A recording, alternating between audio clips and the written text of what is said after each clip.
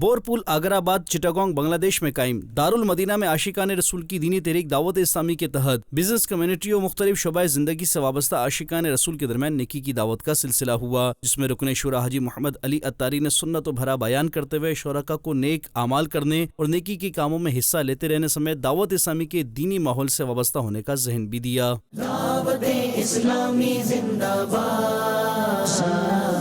دعوت اسلامی زندہ باد، دعوت اسلامی زندہ باد،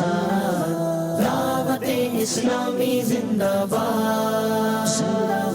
اسی دوران رکن شورا نے دارالمدینہ کی عمارت کا وزٹ بھی کیا۔ آگر آباد چٹاگانگ میں ہی ذمہ داران کا سنت و بھرا اجتماع بھی ہوا، جس میں رکن شورا حاجی محمد علی اتاری نے سنت و بھرا بیان کرتے ہوئے ذمہ داران کو دعوت اسلامی کے دینی کاموں میں حصہ لیتے رہنے اور نیکی کی دعوت عام کرنے، مدنی قافلوں میں سفر کرنے اور دینی کاموں کو بڑھانے کا ذہن بھی دیا۔